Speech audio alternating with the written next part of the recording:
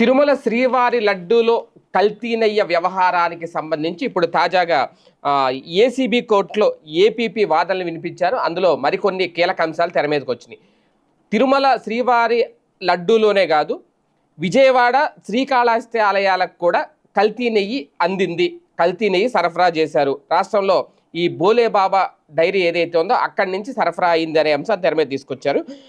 ప్రత్యేక దర్యాప్తు బృందం సిట్టు చేస్తున్న విచారణలో విస్మయపరిచే వాస్తవాలు వెలుగులోకి వస్తున్నాయి. ఈ వ్యవహారంలో కీలక పాత్ర పోషించిన ఉత్తరాఖండ్కి చెందిన భోలే బాబా డైరీ తిరుపతి నగరంలో ఓ చిన్న డైరీని అడ్డుపెట్టుకుని రాష్ట్రంలో ప్రముఖ ఆలయాలకు కల్తీ నెయ్యి పంపినట్లు అధికారులు గుర్తించారు.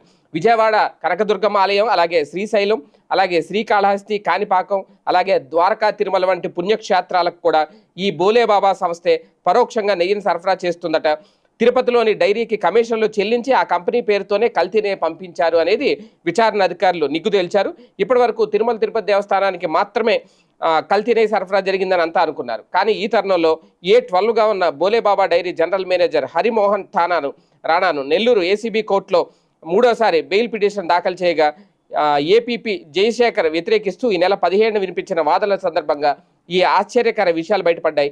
కల్తీ నెయ్యి వ్యవహారంలో నిందితుడు మాస్టర్ మైండ్ అని, బయటకు వస్తే సాక్ష్యాధారులు మాయం చేస్తాడని, సాక్షులను ప్రభావితం చేస్తాడని ఏపీపీ వాదించగా ఏకీభించిన న్యాయమూర్తి బెయిల్ పిటిషన్ను తిరస్కరించారు. ఇది అంటే ఇప్పుడు అన్ని ఆలయాల్లోనూ సంప్రోక్షణ చేయాల్సిన అవసరం ఉంది. కాకపోతే ఎప్పుడో జరిగింది, వాళ్ళు ఎప్పుడో సరఫరా చేశారు, లేదా ఈ బోలే బాబా డైరీ ఎప్పటికీ ఇంకా సరఫరా చేస్తుందా అనేది కూడా తేలాలి. ఎందుకైతే ఇక్కడ కీలకంగా ఈ బోలే బాబా డైరీ ఏదైతే ఉందో 2022లోనట తిరుమల తిరుపతి దేవస్థానం బ్లాక్ లిస్ట్లో పెట్టింది.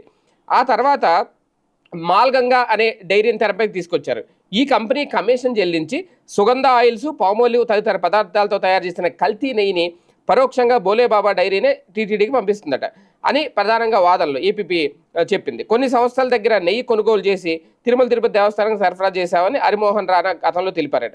అధికారుల విచారణలో ఇదంతా అవాస్తవం అని తేలింది. ఏది ఏమైనా కల్తీ నెయ్యి సరఫరా జరిగింది అనేది అయితే వాస్తవం అని అధికారులు తేలుస్తున్నారు. ఒక్క తిరుమల తిరుపతి దేవస్థానమే కాదు, ఆంధ్రప్రదేశ్లో ఉన్న కీలక దేవస్థానాలకు కూడా ఈ బోలే బాబా డైరీ నుంచి వచ్చిన నెయ్యి కల్తీది అని అయితే తేల్చారు.